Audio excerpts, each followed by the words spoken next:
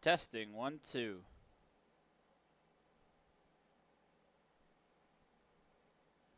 Alright, ladies and gentlemen. Thank you for tuning in.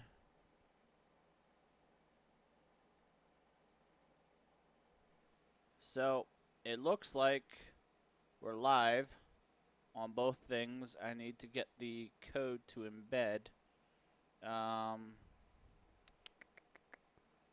I want to shoot. I'm already live. So how do I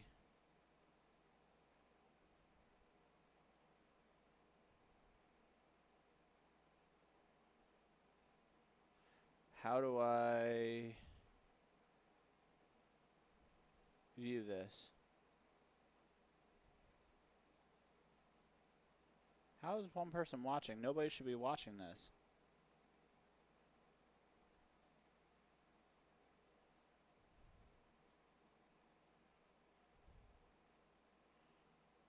Alright, fudge. I want to kick that.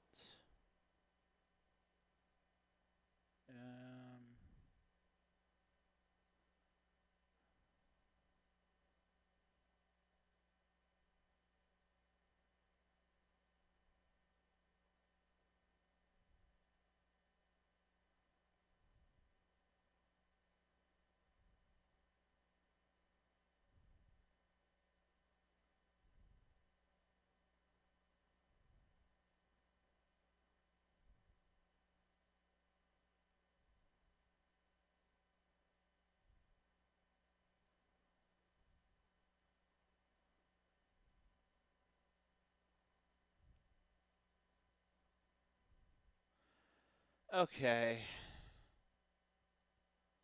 Now I'm just getting annoyed. So I'm just gonna go YouTube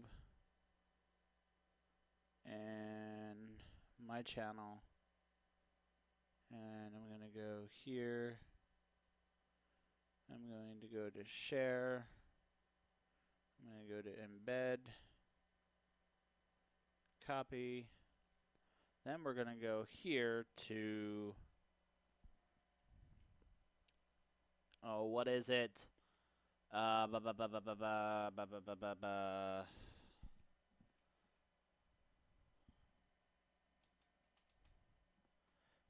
Rocks web page. Sign in.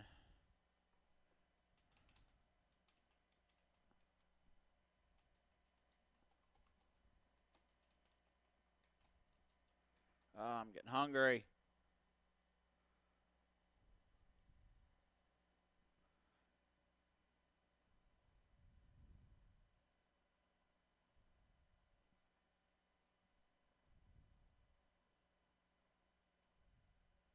A wealthy Texas teenager named Ethan Couch received only 10 years of probation after he stole liquor from a Walmart, packed 7 passengers in his Ford truck, and then proceeded to drive drunk with his alcohol level 3 times the legal limit. As a result of that, he crashed into some pedestrians, killing 4 and severely injuring 2 of the passengers in his vehicle. Now, this incident happened last June. He stood trial where he pleaded guilty to this. However, even though prosecutors were asking for the maximum sentence, which was 20 years in prison, it turns out that he has only been sentenced to 10 years of probation. And the part of this that makes people particularly upset is the defense stated that the reason why he should have a lenient sentence is because he is a victim of something known as affluenza. Okay, he is so wealthy and he has gotten away with so much from his parents that he doesn't really know what the consequences are for his actions, and as a result he couldn't really expect any consequences for his actions. So, first of all, there is no such thing as affluenza. It's 100% made up.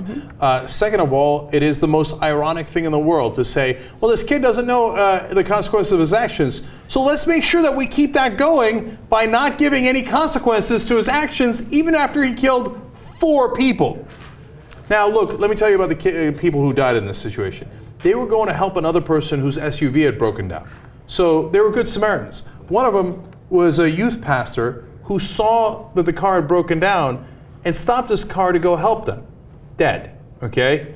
Well, you know, at least they didn't suffer from affluenza. You know, if you're a middle-class person, you get run over in the middle of the street, you're just as dead, okay? Sorry, okay? And so let me explain how this even came up by the defense. So the defense actually called up a psychologist to testify about this condition. And condition, my ass. So the psychologist that took the stand was psychologist G. Dick Miller, and he said that affluenza is a condition in which his family felt that wealth brought privilege and there was no rational link between behavior and consequences. well, God damn it, let's give him a rational link. Say, here's your behavior, now here's some consequences. 20 years. They said, well, he didn't have any boundaries. Well, here's some new boundaries for you, your jail cell, right? But no, he gets away with it again. And I'll tell you why, right? It's because, you know, judges are in the same social circles as the people who suffer from affluenza. Not to say that judges are inordinately rich, they're not, right? But they went to law school, they know the lawyers, they know the same group of people. They don't know that pastor on the side of the road. They know these guys. And they go, oh man, there, but for the grace of God goes my kid, right? Mm-hmm. That maybe the poor kid that came into the court before, he's guilty. He's got to know the consequences of his actions. But that rich kid, that looks like my kid. Say, well, I feel so bad for him. It's not his fault. It's his parents' fault. By the way, are we arresting the parents? Okay, if it's the parents' fault, where are they? Are we arresting them? No, of course not, right? They're all free to go as well. And so they feel like, well, that's my social circle. I empathize with it. They don't mean it in a bad way. Mm-hmm. Don't misunderstand me. They feel like, well, that looks like me. That feels like me. That's the kind of person I would be, right? And so they say, well, what am I going to do? I wouldn't want to send my own son to jail for 20 years. Now, and I don't know what the right sentence should have been here.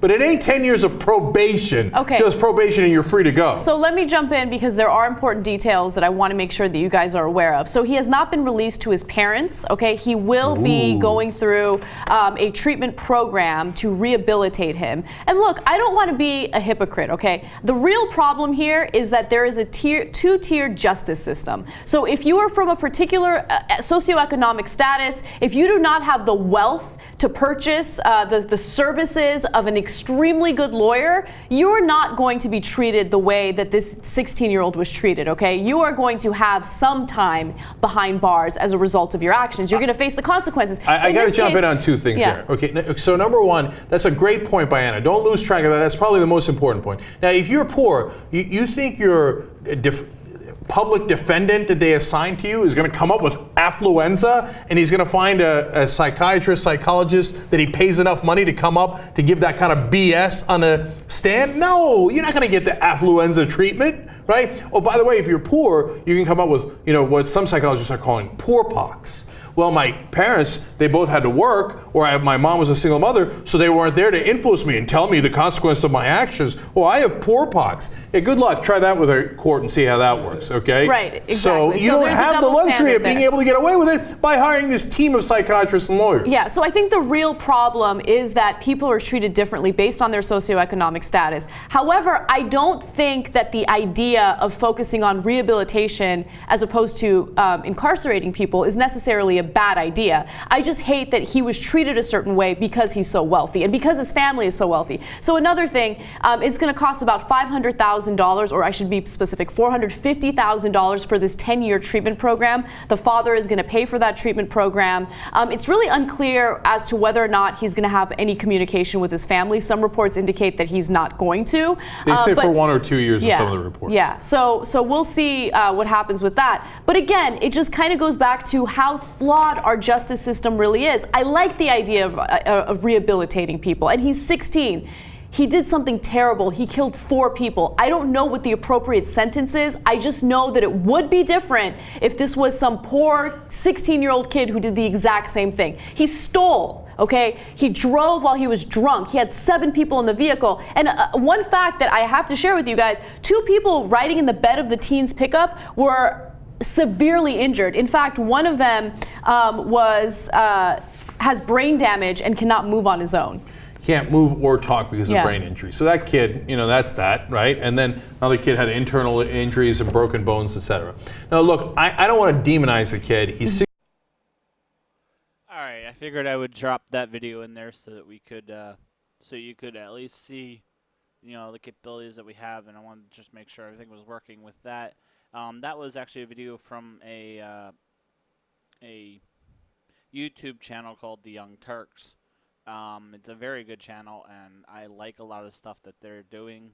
They're trying to change the face of media and news and everything by actually, you know, reporting on stuff that makes sense and not being so biased. And it's actually really cool how they bring in a whole bunch of different people from all different backgrounds, and yeah, and it's really cool. So that's it for today. I just wanted to check to make sure everything was working correctly. Thank you for tuning in, and see you guys later.